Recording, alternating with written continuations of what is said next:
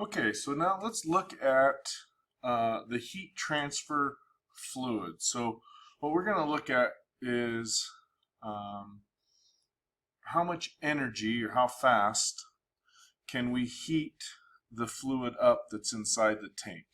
So we're going to be looking at the HMI here, and we can see that there is 39.72 physical inches of propylene glycol. So this is a 50-50 mix of propylene glycol. All right, and then the temperature in the tank is 76.22.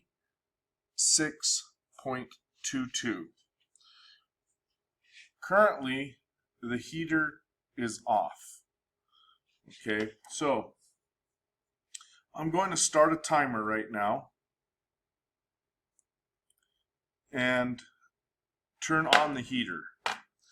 Okay, and so to turn on the heater, we're going to go into the heater control setting, the menu. We're going to see right now what defaults is we start having a trend occur. Okay, so right now, if we're in automatic mode, the set point is at 70 and the actual process variable is at 76. So the heater is turned off because our set point is actually below the ambient air temperature, which the ambient air temperature in the lab today is about 76 degrees there. And I'm going to turn it on. And if you listen carefully, I'm hopeful that you'll be able to hear the contactor kick on, and we will hear that contactor kick on there. So I'm going to set the temperature to 110.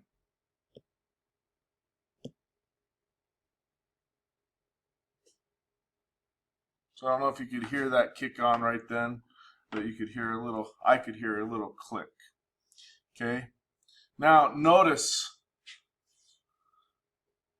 that the control variable, which is the heater, is at 100%, meaning it's on. And the heater is just a discrete component. It just turns on and off. Our set point is set at 110. And our process variable is heating up. And if you can see very carefully there, it says 77 right now. If we give it another second or two, we'll see there it's at 78. And there should, over a period of time, you'll see a gradual trend there. I want to show you something else on the tank, and I'll come back and look at this data trend here in a minute.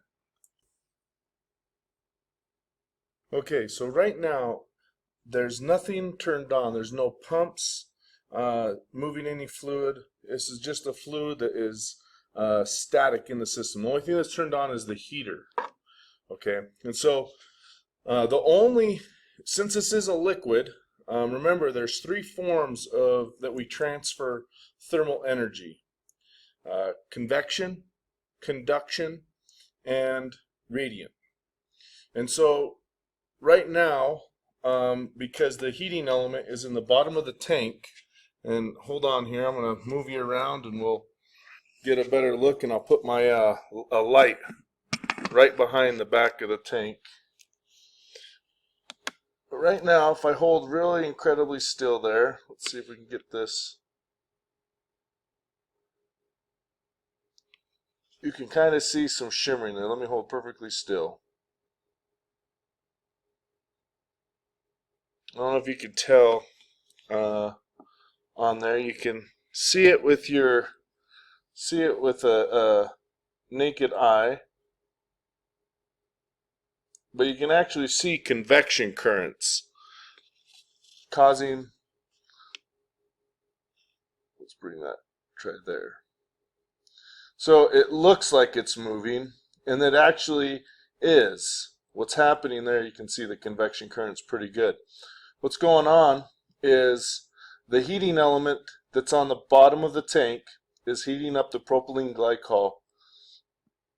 The fluid that's in the immediate vicinity of the heating element is being heated, and the molecules are gaining more energy, taking up more space. So essentially they're becoming less dense. This is like a hot air balloon.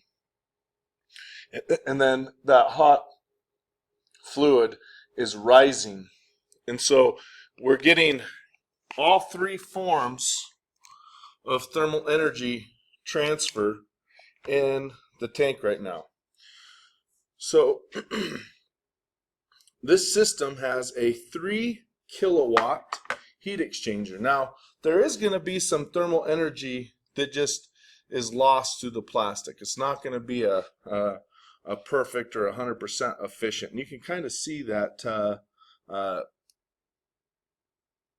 convection currents moving inside there. But it's not going to be perfect efficiency. However, we could do some calculations here. So, given that this tank is 6 inches in diameter, and we have 40 inches of fluid filled with the polypropylene or propylene glycol heat transfer fluid, so basically RV antifreeze, how many BTU and how much time will it take to go from our 76 degrees, is what the initial temperature was, to 110 degrees? I've got my timer going, and I want you to stop the video and do those calculations. Remember, you can use the engineering toolbox to find the specific gravity and the specific heat capacity of propylene glycol.